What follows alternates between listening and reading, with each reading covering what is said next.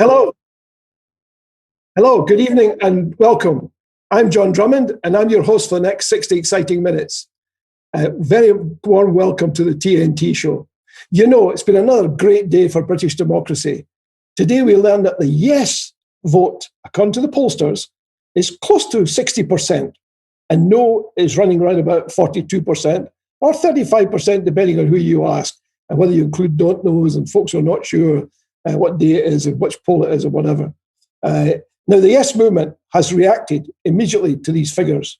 I gather they've sent grateful thanks to Boris Johnson and his government for the outstanding achievement.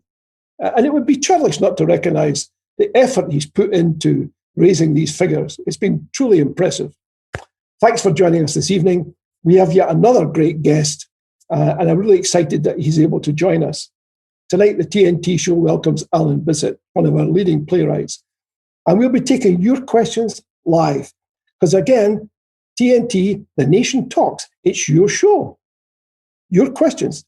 Thank you to those who already sent us some questions. That's always great to have. But the lines are open. Get your questions in. You'll see the contact details on the screen. Don't hesitate. This show lives or dies on your questions. So get the questions coming in. And I'm delighted to tell you that over the past few weeks, the number of you getting involved in the show, it's been fantastic, very rewarding, and thank you for that. Now to our guest. Tonight, the nation talks to Alan Bissett. How are you, Alan? How are you coping with the pandemic? Well, I mean, it's a weird time for me, for everybody, for the nation, for the globe. I would say I've been coping reasonably well.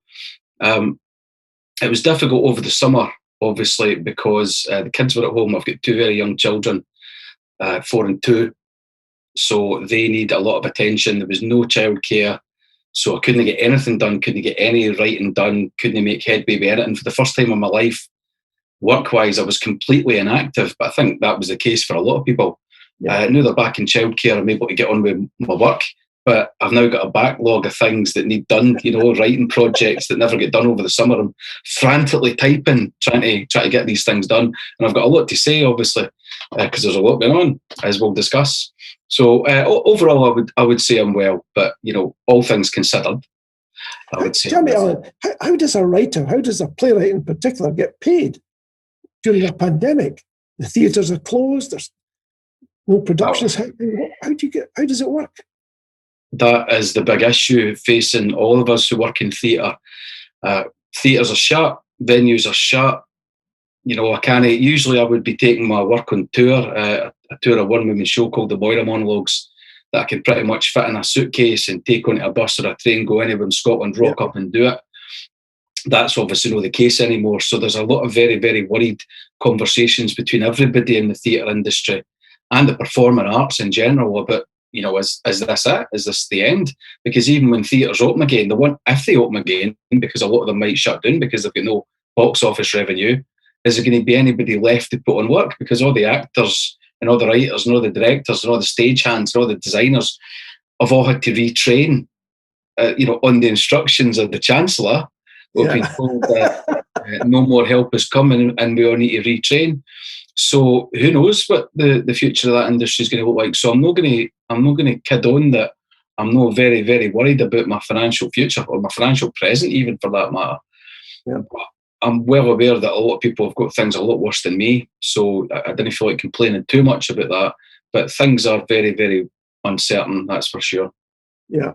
I mean, it must be very difficult. I mean, we were talking to Eddie Reader recently on the show, and she mentioned the fact that for the principals, it's a wee bit easier perhaps, but all the folks who are on the ancillary side of the business, the people who supply the roadies and the folks who are around the main players, as it were, it's very difficult for them, frankly.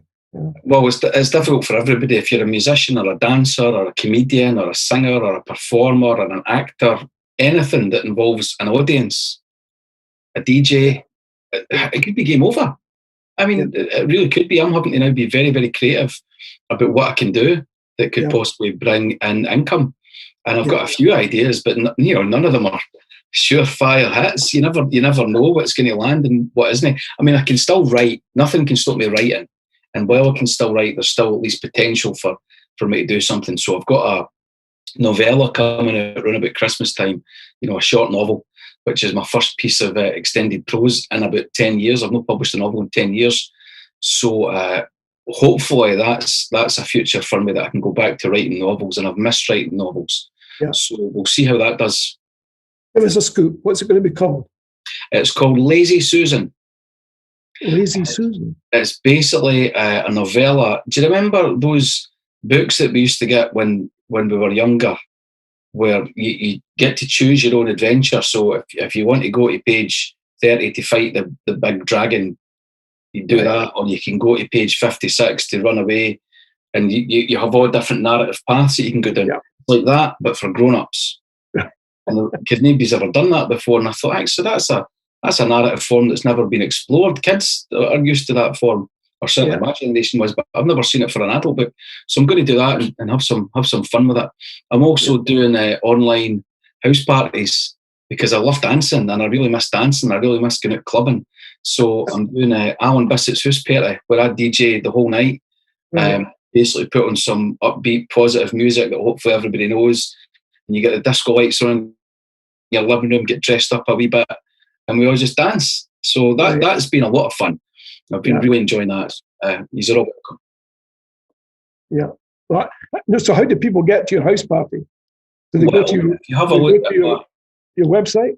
Yeah, my website or my Facebook page. I usually let people know when they're coming up. There will be one in November, although I've not picked a date for it, but November is my birthday month, so you've all got to come. So I keep an eye on my website or my Facebook page. You'll get it there. It's great. You'll love it. Well, looking forward to it. Tell us a little bit about how you got to where you are just now, Alan. You were born in Falkirk, is that right? I was, yeah.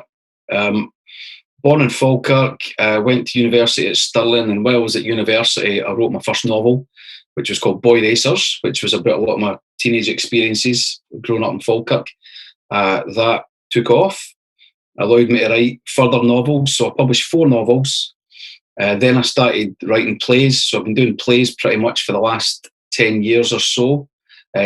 And you can write plays faster, and you get a much more immediate return because the audience are there in front of you, and there's a live thing happening. Novels take a long, long time to write. So I got kind of addicted to the feeling of writing plays.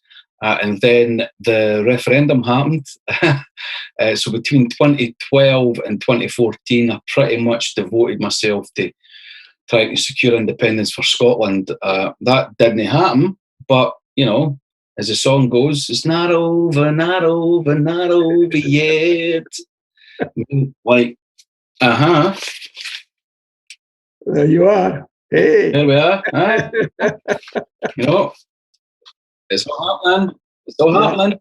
Fucking woof. Yeah. What is it now? Yes, at 58%. That's the figure I was quoting earlier. But Incredible. Yeah, it is amazing. However, I saw somebody from, and we're interviewing him soon, a guy called Andy McIver, who was in part of the No campaign, and he makes the point that this is mainly push, not pull. And I guess what he means by that is that people have been pushed towards independence by the ineptitude, I assume. I'm putting words in his mouth now, for which I apologise. But I'm assuming through incompetence and ineptitude at Westminster, a lot of people perhaps have been pushed towards independence rather than pulled to independence by the compelling logic of it. Well, whether they've been pushed or whether they've been pulled, we'll take them anyway. But they all count. It does go to show that not only is the no vote collapsing, but the argument is collapsing as well, and people are sensing that. Yeah. So something that was saying in one of the latest polls, something like 63% of Scots now believe that yes will win the next referendum. Now, obviously 63% doesn't translate directly into support for yes, but it does show the collapse in morale in the no side, that a lot of them are starting to feel like the game is up. It doesn't mean they'll vote for independence, but they're starting to feel that the union might be a lost cause. So these are huge, huge psychological gifts for us and huge psychological wins for the opposition. Because if you're starting to feel like you're pushing against an open door, you keep pushing. If you're starting to feel you're pushing against a locked door, you stop pushing. Yeah. And, like they might start to feel the game is up and give up the ghost. There's a lot of them that will now, obviously. But if I was a unionist right now, I'd be very, very worried. Very worried.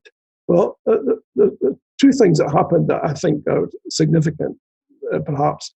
One is that if you deconstruct the poll figures, you see that of those over 65, the yes support is running at 40%. Now, frankly, that's extraordinary.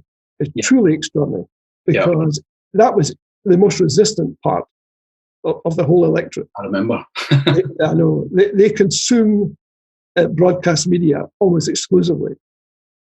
And therefore, they're not exposed to information on social media to anywhere near the same degree. Mm-hmm. And since broadcast media, and I'm saying that in a very general way, is almost exclusively unionist, one or two notable exceptions, then it's not too surprising that based on the information they received, they came to the conclusions that they did. But it seems to be the case that despite that quality of information, people are moving significantly. Because my recollection around about 2014 is that the over 65s were predominantly no. I mean, they were immovable. Terrified. And also, when it comes to the media as well, you might start to feel that if the media sense that this thing is inevitable and that they are now representing a minority position, I'm just going to pour myself a glass of wine while I actually go through this. Go right ahead. Because I'm enjoying it. I'm enjoying this conversation. They might actually start to reassess their own position, because they'll not want to look as though they're twisting in the wind. They'll not want to feel as though they're representing some minority fringe position. The media often like to piggyback on whatever they feel the prevailing mood of the country is. Yeah. Because they need to sell papers and they need to get viewers. So you might start to find that they will just become that bit more amenable to our arguments in a way that they never were going to be in 2014. I think some might. I think the groups that depend on sales, obviously, might well take the view that, as I forecast that in my column in the Sunday National at the weekend, that two things would happen, perhaps. One is that newspaper editors, and perhaps their owners more particularly, might take the view that we better jump rather than be pushed. Because if you jump, you're on the winning side. If you get pushed, you're a loser. And that would also apply to the Conservative and Unionists, because we may well see a split developing between those who are Conservative, i.e. right-wing, and those who are Unionist, who don't care less, who care less whether it's right or left. They just want the union. And that will place an intolerable strain when the polls continue to move in this direction, because then you'll have Conservatives saying, I don't mind being a big fish in a smaller pond. That's not a problem for me. Whereas Unionists take the view that, well, it's almost a sort of religious perspective, which is to say, I'm opposed to it in any way, shape, or form. And that there are a lot of those people out there.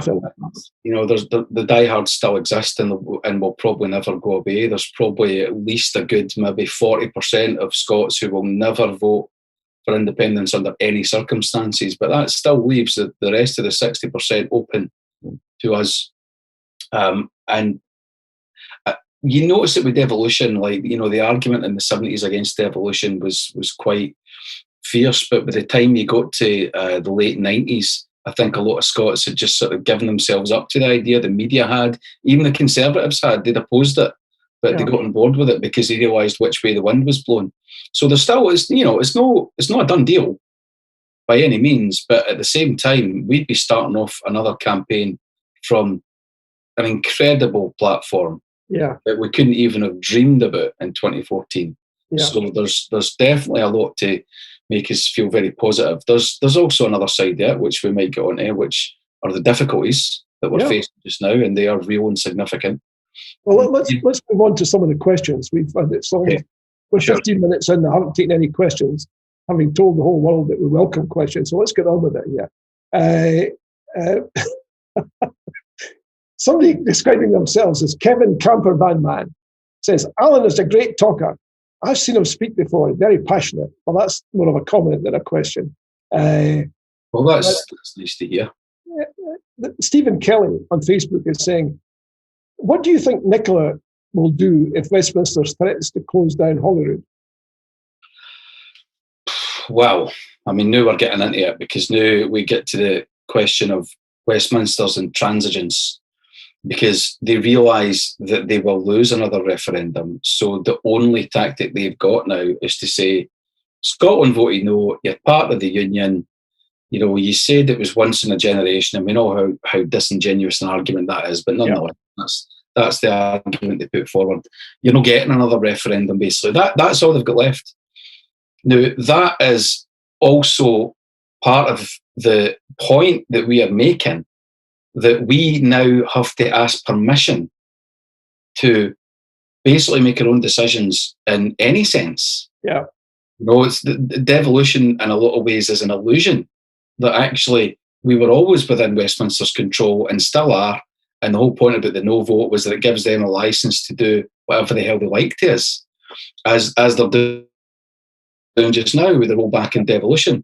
Yeah. So it would be very, very difficult to know what we would do if they actually threatened to shut down Holyrood. I don't think they will threaten to shut down Holyrood. I think what they'll do is basically just try and hollow it for the inside over the course of many, many years, strip powers away, downgrade it. We can all see what they're doing by pumping millions into the Scotland office to make it a rival power base to Holyrood in Scotland, funding projects directly. This is our plan, basically to sort of sideline and marginalise Holyrood. I don't think they would ever shut Holyrood down unless in a very, very extreme case where they felt all hope was lost. It might get to that, who knows? What do I think Nicola Sturgeon would do? Well, I mean, we can't presume that Nicola Sturgeon will be the First Minister at that stage, but let's say that she is. I would like to think that we would declare independence at that stage, because all democratic means to achieving independence will be removed. Now, I'm not a fan of UDI just as a matter of course, because, you know, it is the last resort.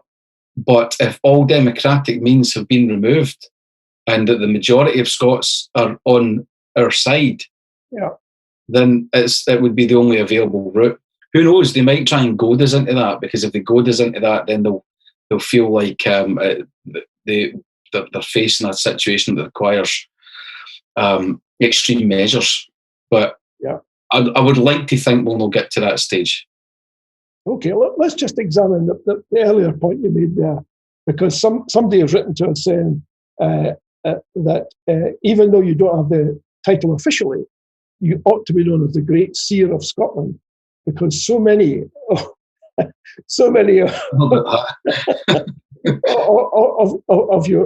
of your thinking has been proved to be accurate in the final analysis. So they reckon that you're very much worthy of the title. So, assuming that mantle for a second, however uncomfortable it feels, let's assume that we've got a situation where the government does exactly as you forecast. It will emasculate Holyrood. It won't close it down. It will emasculate it. It will use the internal market legislation to put Union Jacks all over Scotland. It will open bridges that are perhaps not entirely necessary, extra railway lines, all the rest of that good stuff, as a means of demonstrating to Scots, hey, you don't need Holyrood. You can have all these goodies. All you have to do is stick with the union. Do you think that will be effective? No. I think all that will do will shore up their base, but I don't think anybody who's gone over to Yes now is really for moving, because I think they can see clear as day what things look like.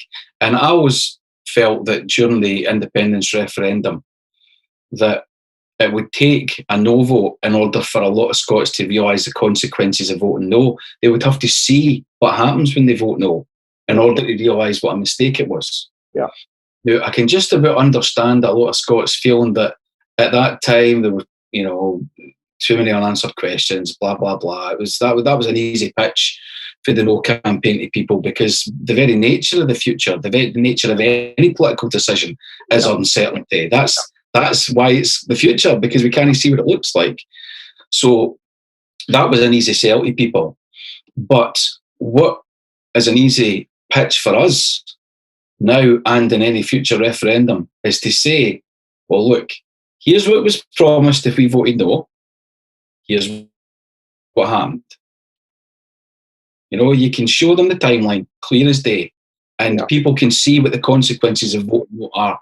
That Westminster will take it as capitulation, as submission, as weakness. They were never going to take it as a show of friendship or unity or faith in the government. They were going to take it as weakness. And so they've exploited that. They were always going to exploit that, and they'll exploit any future capitulation. So we're in a last stand situation, because if they manage to defeat the independence movement through whatever means, then that's it. The door will shut and they'll never allow us to leave. I mean, we might already be in that situation, to be quite honest with you. Now, I feel there were certain missed opportunities a few years ago where we should have been taking it to court as soon as the Brexit result was in. We should have been going to court to find out the exact legal situation vis-a-vis a Section 30, and to find out whether or not it was within our purview to hold a legal referendum. And we would know the answer to that now and be able to strategise from there.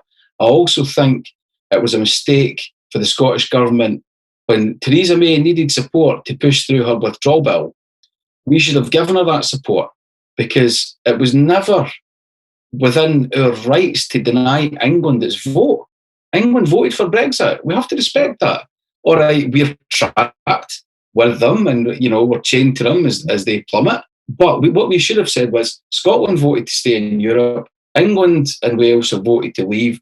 We will help the Prime Minister of the UK push through her withdrawal bill in return for a Section 30 order. Yeah. And that's what should have happened. And I feel now that strategic mistakes have been made, and it's where we go from here. Yeah. So it is going to be a struggle. But what we've got is the majority of the people on our side. That is a massive, massive boost. Yeah. What we've not got is the legal recourse to a referendum, and that is a massive, massive obstacle. So it was the best of times and it was the worst of times. Yeah. That's where we are, John. Yeah. Let me move you on to something else, if I might. We've had some questions from Ellen Hoffer. Ellen, I hope I've pronounced your surname properly. I do apologise if I haven't. She's asking two questions, really.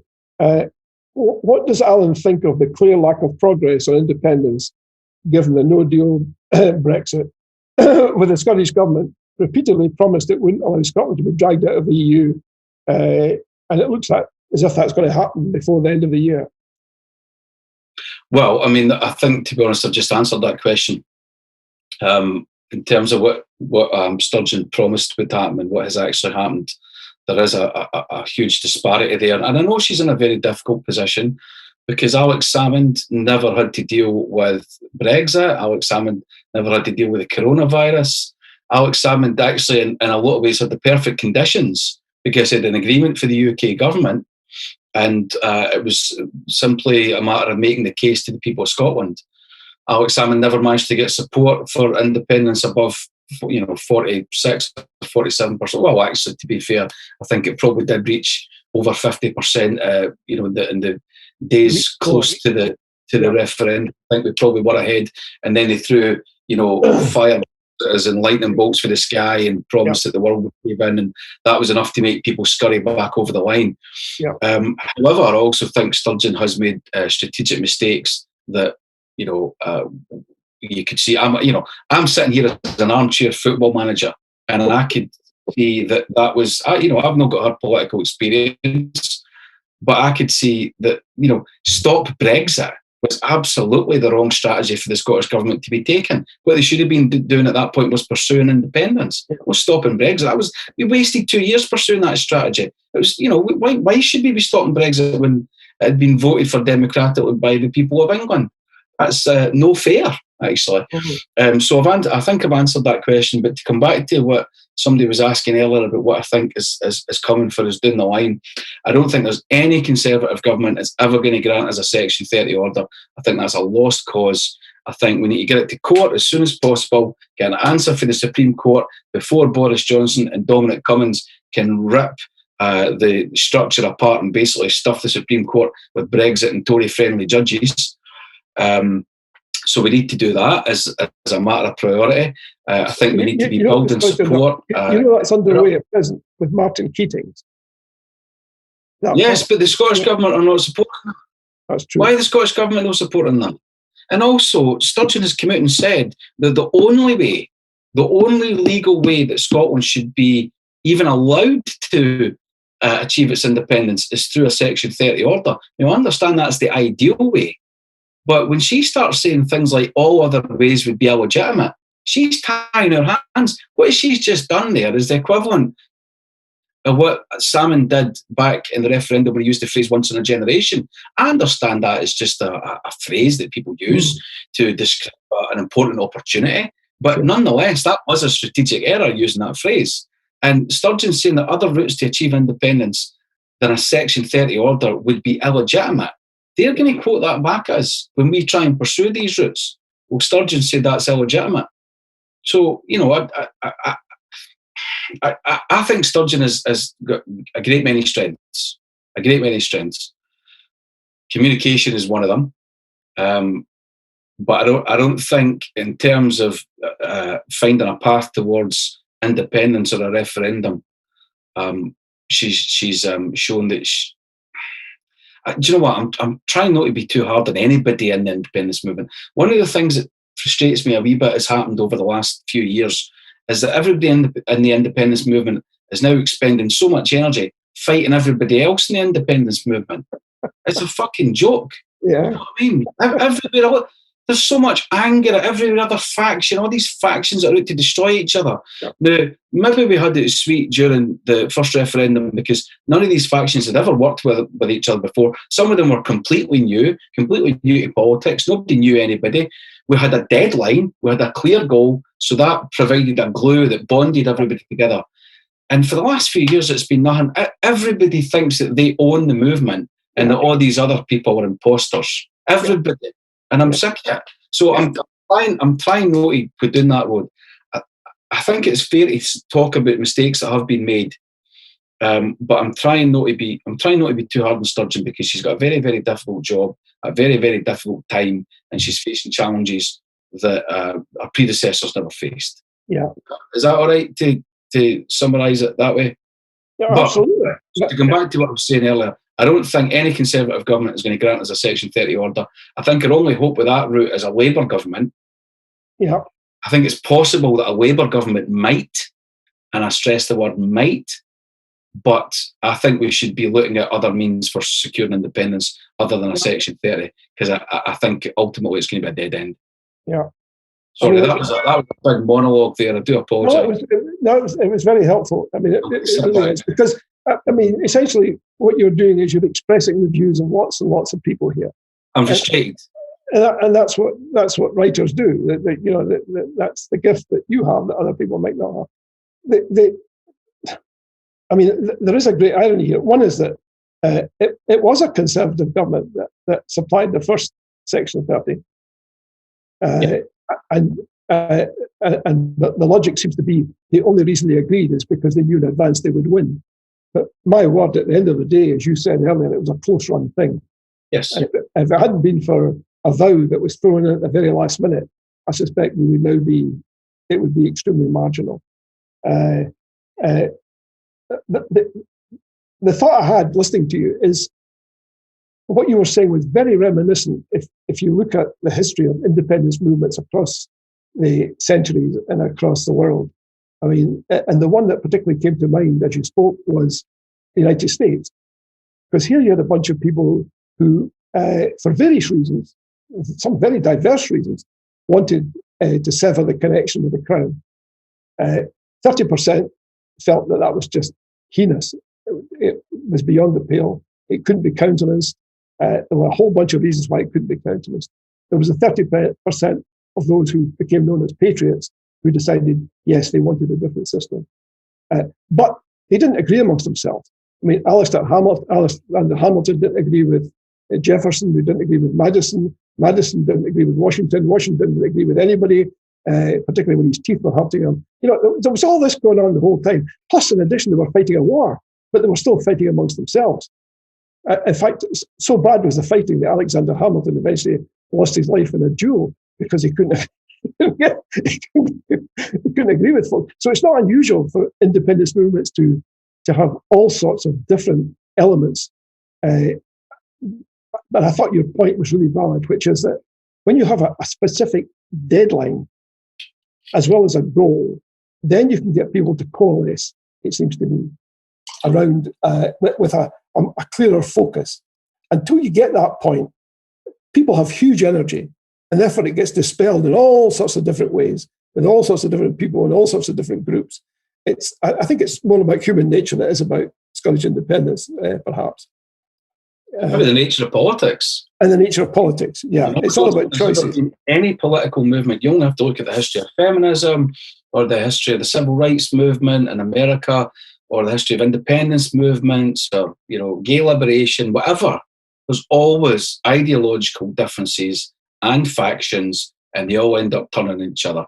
Yeah. And I find it, frustrating that is inevitable. Yeah. And I didn't want that for this particular movement, but we are where we are. I would like to think that should there be another referendum, everybody would be able to work together again. Because if you look at what happened with the No campaign, the massive ideological differences between the Tories and the Lib Dems and Labour, well, sometimes not that massive, but, they exist. Yeah. They were able to at least unite against a common enemy, us, and get the job done. So I would like to think that we would be able to do the same. But there's now so much bad blood and so many things have been said and so many individuals are now not trusted by that faction and that faction. Yeah. It's just frustrating. I think I'm just expressing the frustration with it. And I always vowed to myself that I would never get involved in any of that. And so if I've got criticisms of Sturgeon to make, which I have, I also think she has done some things extremely well. She's got support for independence to 58%, so I'll give her that. Yeah. That is an incredible achievement. And she also is steering the ship at a time that nobody could have foreseen the difficulty of. Yeah. These are very, very difficult times indeed. Talking about joining together and being united, we have a question here from Anne Miller who says, the National Collective, she said, was just a great platform for people from the arts during IndyRef. It really helped to promote and cement our cause. How easy do you think it would be to regenerate the National Collective for the next IndyRef? There you are, you see. Yes. And would it take the same format, and who would lead it, do you think?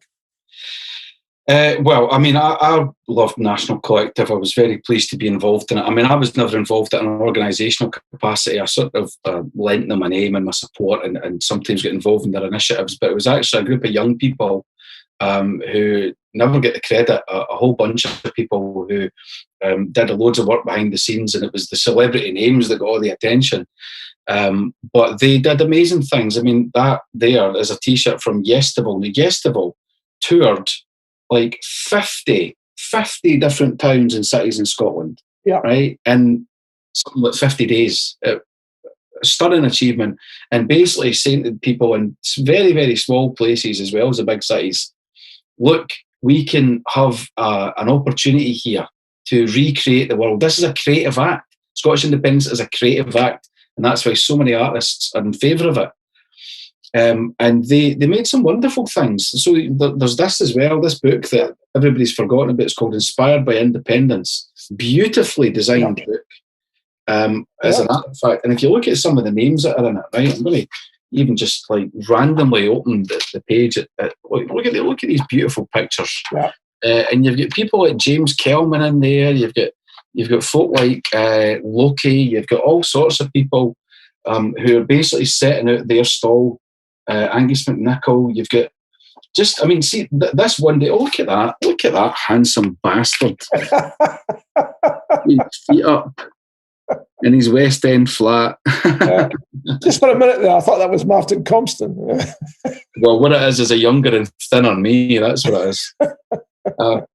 They did great stuff. And the reason that you could see that they were doing great stuff is because the opposition were trying to make a point of taking them down and saying, oh, these are all propagandists and SNP lovies and blah, blah, blah, because they did not have that support from the artistic community. And they didn't really care. The No campaign didn't really care. They were hammering the economic argument, and they thought the cultural argument was a distraction because they knew they would lose the cultural argument. And they did lose the cultural argument, as far as I'm concerned. But National Collective, I think, had its time. I think if there is going to be another one, it should arise organically. I don't think it should, appointing a leader, I think, is probably a mistake. Because leaders, by their very nature, imply a hierarchy and a power structure that I think art tries to, in some way, react against. There were no leaders in the cultural campaign for independence. Certainly, nobody who was formally appointed. Or there might have been voices that were more prominent than others, but there was no figurehead as such. So I think every artist would have the right to just speak out as they see fit without having to be part of a formal group. I don't know if it would be necessary. And actually, to be quite honest, I'm not even sure if anybody would pay attention the next time, because I think the next campaign is going to be so dirty and so fierce and so hard fought that the room for poetry would be small. And it's not a very optimistic view, but I think that's going to be the tone of the next one. Yeah. Well, you're the seer. I'm not, but I would hope that might not be the case. But I can see how it might be, because you've got a whole bunch of arguments on the yes side, which have been carefully nurtured over the last number of years since 2014. On the no side, you've only got one argument, which is really no. That's it. No, I don't. I can't explain to you why that's no. But no. Having said that, we've had. Because we reach out on this program to people outside the constitutional silos, and we've had folks from the area who are completely opposed to independence. And I think one of the comments they made was that the Yes movement, SNP, etc., frighten them because they feel it's all about change and they're uncertain about change, etc. And I suppose that's the choice that people have when things are settled. If you posit major change, there'll be a bunch of folks who say, I'm not fussed about the change, I just don't like change, full stop. Sure. And then that's opposed to the folks who are always in favour of change because they see it as a positive thing. So, and that's gone because we're now confronted with change on every quarter, whether it be pandemics, whether it be... there's no stability, there's no safe ground to stand on anywhere. No, not anywhere. And the question is how you sort of work around that. Now, going back to the American model just for a second, effectively America's declared UDI. I just want to test this argument a little bit further, if I may. They declared UDI, and they explained the reasons why. But they succeeded largely because of French support. They did. I mean, that's the reality of it. Right. If it hadn't been French arms and materiel, they would have lost the War of Independence, and they would have lost it significantly. Where would the support come? Let's assume, taking the model forward about UDI, where would the support come from outside Scotland, do you think? Right, well, let's look at this. How many friends does the UK currently have globally? None. You've got a potentially friendly Trump administration there, because Trump has got a personal animus against the SNP because of all that stuff that happened with his golf course. There's the sort of ideological comradeship between Boris Johnson and Donald Trump. They're both right-wing populists that have animated the xenophobic vote among their population in order to shore up their power base. So I think if Trump wins the election, things will be harder for us. However, I think if Biden wins the election, and I've got all sorts of issues with Biden, but I think we would all rather have him in place than Trump. That represents a real opportunity for us, because that means the United States is not an ally to the Tory government for numerous reasons. One, Boris Johnson made some very, very ill-advised comments about Obama's heritage, which I'm fairly certain the Democrats have not forgotten. Yeah. Secondly, the Northern Ireland issue, a Democrat government in America were one of the signatories of the Good Friday Agreement. Yeah. And it's one thing Britain trashing that agreement with the Irish, but it's another thing Britain trashing that agreement with the Americans, because the Americans go, oh, no, hang on a minute here. We oversaw that whole agreement that you are now just chucking in the bin. Yeah. Who do you think you are? Yeah. And that will make, first of all, trade with the United Kingdom very difficult, but will also mean that they're not going to look kindly necessarily on any of the internal arrangements that Britain has with Scotland and Ireland. We might find that the Americans are quite sympathetic to what we're trying to do. Yeah. On the other hand, that could be complicated by whatever agreements are reached about Trident. Yeah. But Europe, I feel certain, if we canvass them enough, will be on our side. I would imagine most of the former colonies of the UK will be on our side. It's difficult to know what Australia could think about all this, but it's no certain how important Australia is, and the real main players here are America, I suppose Russia, China. I feel like we would have more support than the UK government has for the first time in history. Well, sorry, for the first time since the formation of the Union. Yeah. Scotland would have more international support and clout and leverage than a British government. That is a very fortuitous position that we could be in. But I think a lot will depend on the result of the American election. I don't think Trump will ever become an ally of an independent Scotland. I wouldn't have thought so. But everything you've described just now, Alan, is what might be regarded as soft power. Yeah. It would be within the aegis of the UK government to exercise hard power, i.e. to militarise, if you like. That would be within their remit, one imagines. So, and presumably, a declaration of UDI might encourage that thought. Do you know what, right? Let them.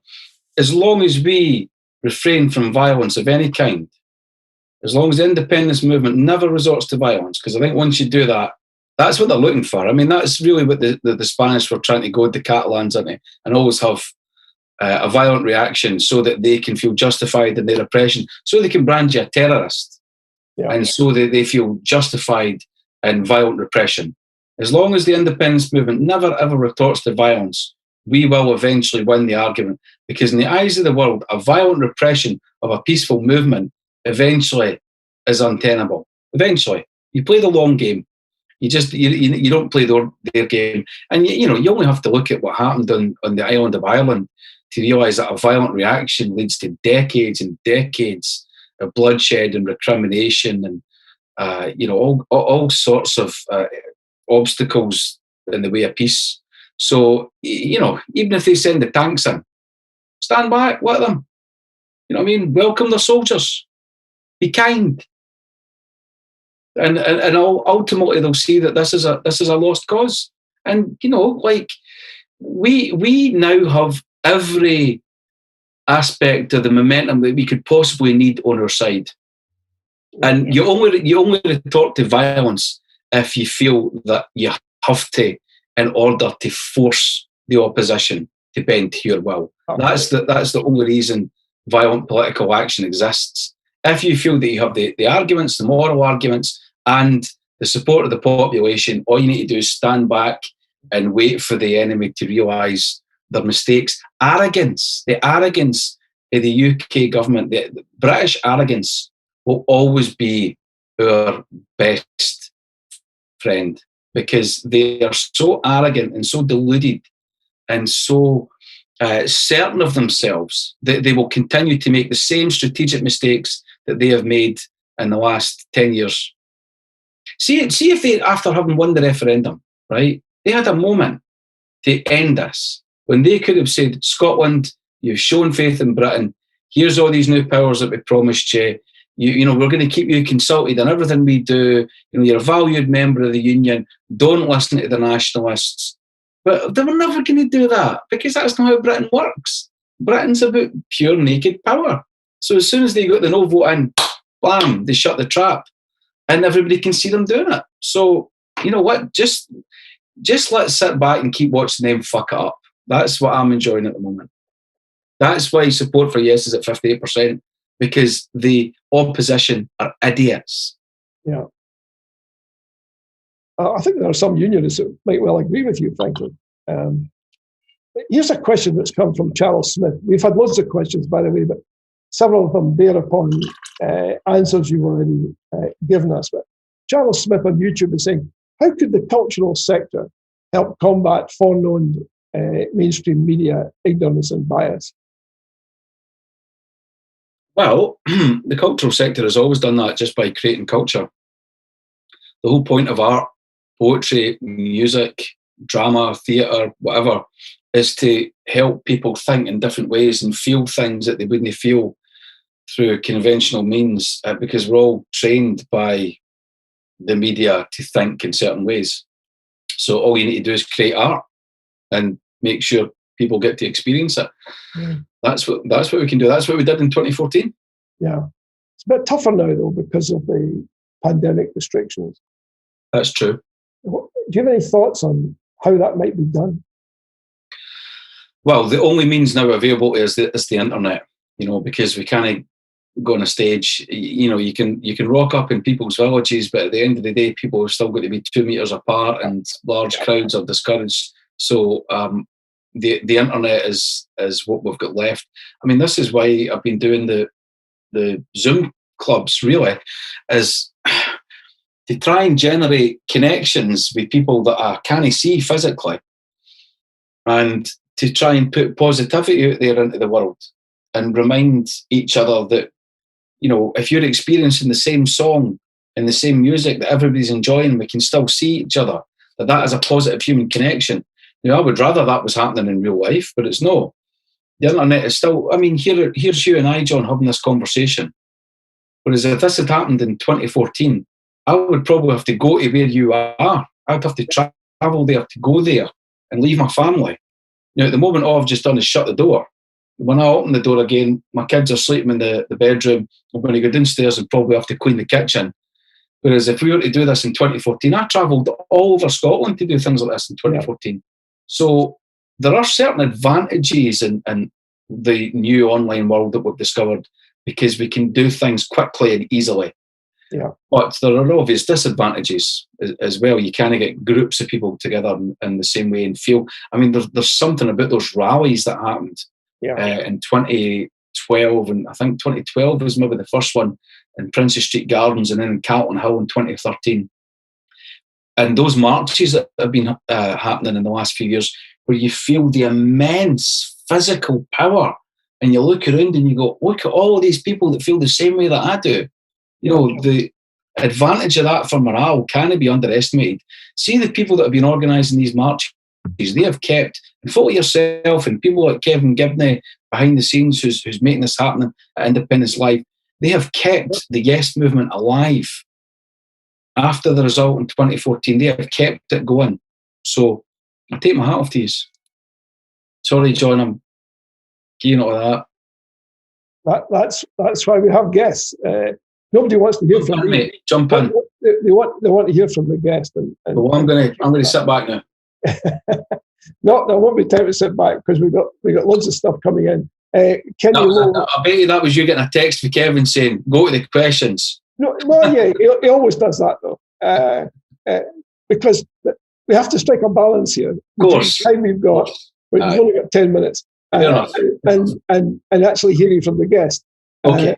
But we've got, I mean, Kenny Lowe has written in to say it's a great show, positive tone. People are asking about the list. And they're asking how you feel about a list party standing for the Scottish elections. I've not really made up my mind on that, to be quite honest. When it comes to the whole of the elections, I'll look at these parties, I'll look at what their policies are, I'll look at what the arguments they're putting forward are, and I'll try and decide for myself as to whether or no I'm going to give them a second vote. I mean, there's part of me thinks that we need to open up the Yes movement to other electoral parties, because the SNP are so dominant that it's possible a certain complacency could creep in. But on the other hand, I do worry that if the SNP vote goes down any, that the opposition will take that as an excuse to say, see, as they did when we had the election, when the SNP lost seats in Westminster, was it 2017, 2018? I can't remember exactly what happened. There's been so many votes. Even although the SNP comfortably won the vote in Scotland, because of the lost seats, they said, see, support for independence is going down. It was a facile argument, but nonetheless, it had plausibility about it. Well, I haven't made up my mind yet. It was an argument that had some force because, I mean, the unions picked up two major scalps, Alex Salmond and the leader of the party, Robertson, in Westminster. These are significant achievements in anyone's book. And I think that's what gave real impetus to that. I mean, it was a sophistry, but it gave it some connection to reality when they could say, look, these two people lost their seats, and they were Angus Robertson and Alex Salmond, and they're big players. So it must have hurt the SNP. And there was a certain logic to that. Yeah. But looking ahead, say for example, we're having this conversation in a year's time. Tell us what you think the status of how Scotland stands in a year's time. Jesus, I mean, there are so many factors. It's just impossible, to be quite honest with you, it's just impossible to say, because one, you've got the presidential elections in November. Two, you've got the pandemic. Three, you've got the impact of a no-deal Brexit. Yeah. If any one of these things was in play, you might be able to make a prediction, but all of them, and you've got the Holyrood election, and you've got, without wanting to go into it, you've got the Alex Salmond fallout and the impact that might have on the Scottish Government and on the SNP and on the wider Yes movement. There are so many variables and so many different factors pushing and pulling that I think prediction is impossible. But the one thing I will say is that I don't think support for independence is going to go down. Yeah. I feel quite confident at that moment that we're never going to go back below 50%. And while we've got that, we've actually got a victory deferred, delayed at some point in the future. We don't know when, but if the majority of people in Scotland want independence, it will happen. It will happen. What form of independence do you think will take shape? How do you mean? Like, the independence movements have got a checkered history, frankly. Once they attain their primary goal, quite a number of states have failed. Not just African. I know that's the communist view. People are a bit dismissive and say, well, they started off from a poor base. But the reality is that it's not a God-given right that a state will succeed once it becomes sovereign. So the question is, what sort of state do you think will be the case on independence? Let me give a little bit of extra background. Okay. Scotland is, I was going to say almost unique, as if you can be almost pregnant, but Scotland is unique in the sense there's no right-wing independence party. I mean, even if you look at Catalonia, it has the right wing is represented in the independence movement. There is no right wing representation in the Scottish independence movement. Right. That's very different to what occurs elsewhere. So you then ask yourself, what sort of state will emerge, assuming that independence is secured? Well, I think, given what you've just said, that Scotland would be pretty much always further to the left than England, which I think is what most of us are looking for now. I would love a left-wing England. I think there's a left-wing England waiting to be rediscovered.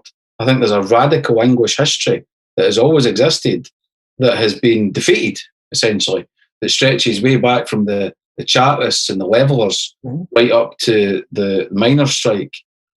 But unfortunately, that has been so pushed to the margins, and even, with Corbyn's defeat, it's been pushed even further to the margins. But nonetheless, it's there waiting to be rediscovered. I think a left-wing Scotland, a left-wing Scottish independent state could reanimate that left-wing England and give it force, because they would have the dynamic right there on their doorstep of, I don't want to use the word socialist, even though I'm in favour of a socialist Scotland. Yep. I would say a Scotland that has more left-wing leanings. Because I know not everybody who is even sympathetic to the left in Scotland identifies as being a socialist. Yeah. But I think we would have at least a left of centre, or at worst, a centrist government in Scotland that would invest in public services, that would protect the NHS, that would invest in a massive house rebuilding programme, because to get council houses out there, one of the things that's gone majorly wrong with Britain over the last 30 years is the selling off the council houses has been the great disaster for most people in the UK, because there's no cheap and affordable housing for people anymore. So to invest in the public sector to that degree, I think would be the future of an independent Scotland. What I would really worry about, quite frankly, is the Growth Commission, because that seems to be a love letter to the banking classes that have failed us so disastrously. I really didn't want that to be the blueprint for an independent Scotland, and I didn't think it would be viable for very long should it be implemented. So you're in favour. You're supportive of modern monetary theory. Do you know what?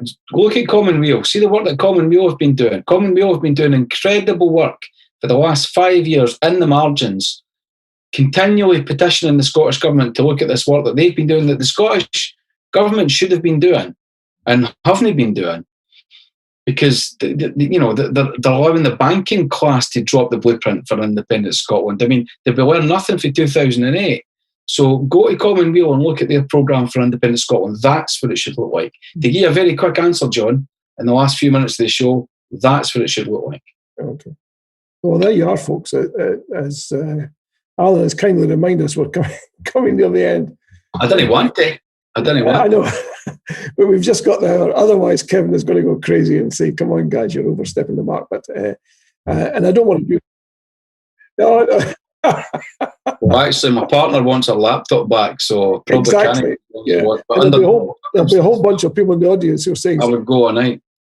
They want to go and watch the football because Scotland has its full quota of masochists. But who knows? There might be a win this tonight. But it's all going to be about the future, I suspect, and how well the different parties can paint that future in a way that people can relate to and feel supportive of. The reason I slightly queried your concept of a centre government, it's very unlikely that's going to be the case unless there is a split soon in the Conservative Party, where we get a Conservative stroke independence party. Because otherwise the parties that make up the first Scottish government will almost certainly be all left-wing. There won't be any right-wing opposition of any kind that's certainly on the horizon just now, unless that split takes place fairly soon. So it would be a somewhat unbalanced government, I suspect, in the first instance. Whether it included lots of SNP members or not, who knows what form the first independence, post-independence government might take. Are there any last thoughts? We've got about 30 seconds, Alan, before we go. I suppose my last thoughts would be try and show as much support and kindness as you can to other people in the independence movement rather than try to take them down. Think about the fact that we now have the majority of the people in Scotland on our side and what a huge, huge psychological boost that is. And keep the heat. Keep the heat. There you are, folks. That's the best advice I can think of tonight. Keep the heat, and you've heard it here tonight. Thank you again, Alan. We're very, very grateful to you. And cheers. Oh, I want to show you something just before you go. I want to show you something. Right, you saw it earlier, John, but I want. Yeah, let's see it before you go. I want the people to see it. Yeah. You'll love this, folks. There you are. Battle of Bannockburn, June 24th, 1314. There you are. Well, let's drink to that, Alan. Well, a big thanks to Alan and a big thanks to all of you for joining us. We hope you've enjoyed the TNT show. As always, we have more formidable guests lined up for the future. This is the place for the big hitters, as you've probably gathered from tonight. Next week is another cracking show when the nation talks to Robin McAlpin. Get your questions in for Robin. We'll be joining us next week, Wednesday, 7 p.m. Don't miss it. It's going to be great, I can assure you. Oh, and by the way, I always say this, but it's always true. Look out for the Constitution column in the Sunday National this weekend. Dr. Elliot Bulmer, will be spelling out why a Scottish Constitution is not a problem, it's a solution, a necessary solution for an independent Scotland. You have to tell people everywhere, this is what we stand for, and this is what we will not stand for. That's not a problem, that's an answer. And very importantly, please support IndyLive. Kevin and the rest of the team work studiously, manfully the whole time to bring programs like this to you, right? Show them your support, please, wherever you can. And thank you again, and a good night, and thank you for joining us. And remember, it's been a great day for British democracy. Good night, all. Thanks.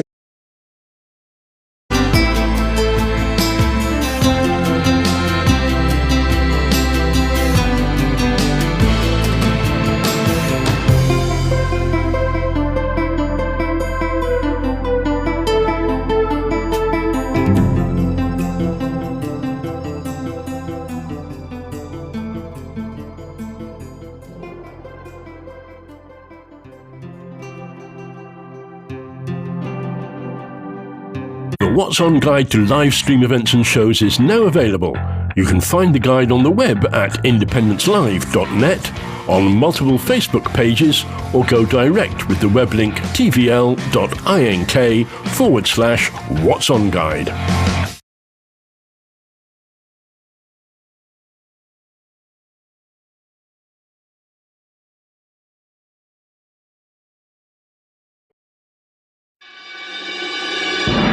This is a new voice for a new Scotland. We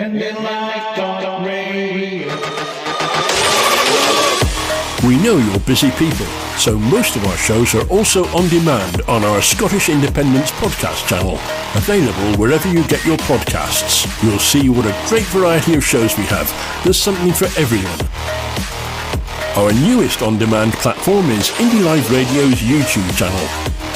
We have set up playlists for our most popular shows and current topics, currency, disc parties. New content is added almost daily, so subscribe and you won't miss anything. Join us. Thanks for listening. IndyLive Radio.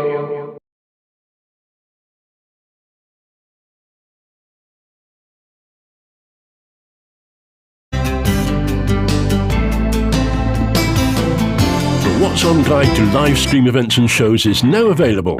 You can find the guide on the web at independencelive.net, on multiple Facebook pages, or go direct with the web link tvl.ink/What's On Guide.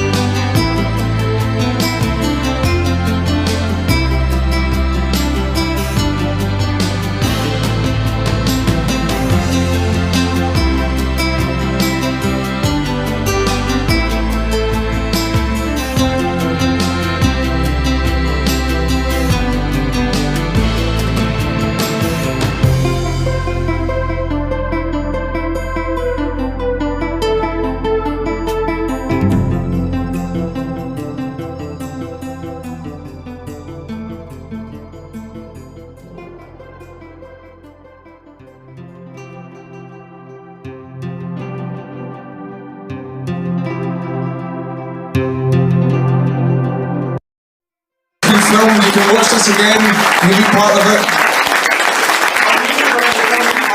It's Independence Live. Yeah. A few people asked about YouTube. It'll be YouTube/Independence Live. That's where you'll find the footage. The What's On guide to live stream events and shows is now available. You can find the guide on the web at independencelive.net, on multiple Facebook pages, or go direct with the web link tvl.ink/What's On Guide.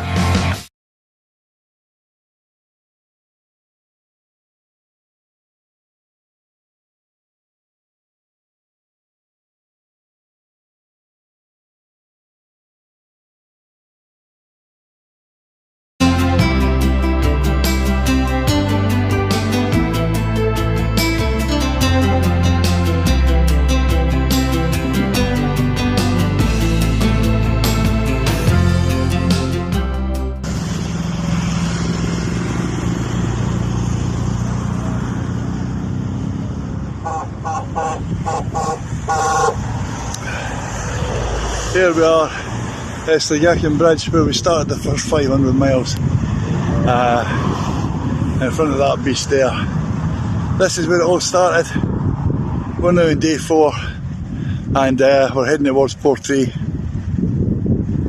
We'll see he's on the road, sign the covenant, long walk to freedom. Talk to you later.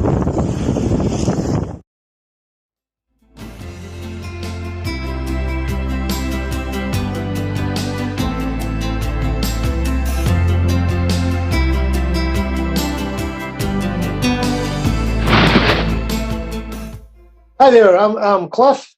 And I'm Russ. And we're from the Veterans for Scottish Independence 2.0 group.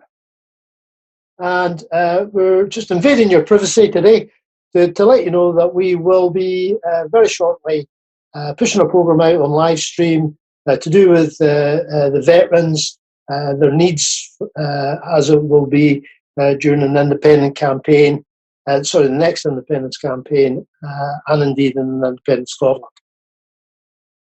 So get yourself in gear, come and join us, pull up a sandbag. Yes. Thank you. Cheers.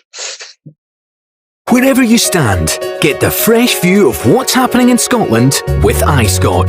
Celebrate everything about our country with intelligent, in-depth insight from lifestyle, culture to puzzles, and all the opinions you'll need. Whether it's digital or by post, subscribe now to iScot.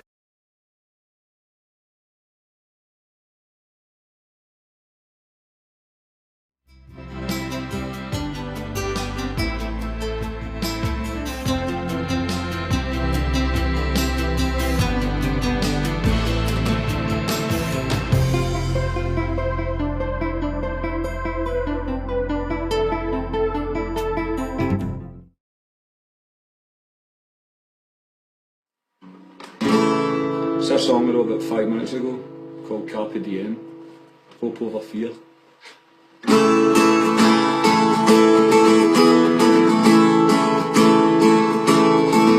Are you threatened by words from an empire of money and gold?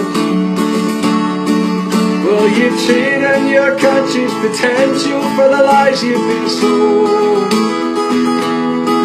Are you scared that the walls are too high to be breached by the bold? Will you stand and be counted or shut up and do what you're told?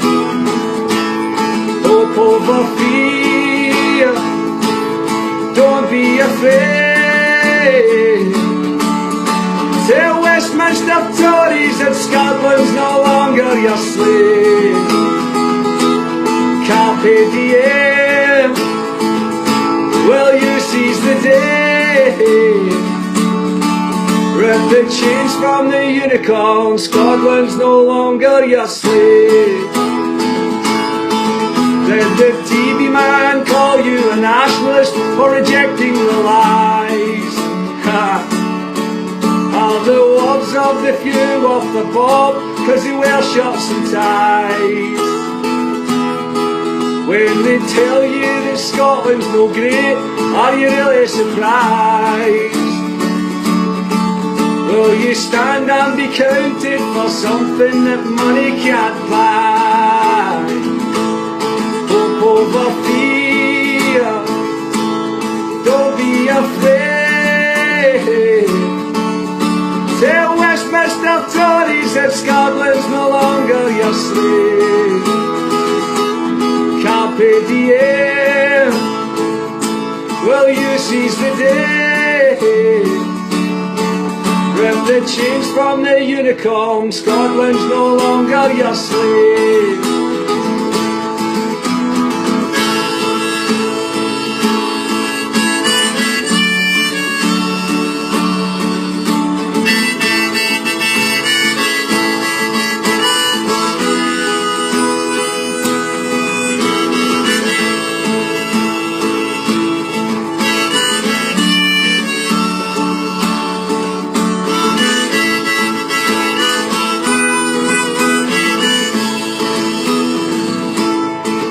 Are you happy that nuclear weapons are dumped on the Clyde? Fighting wars for the wealth of the few, how many have died?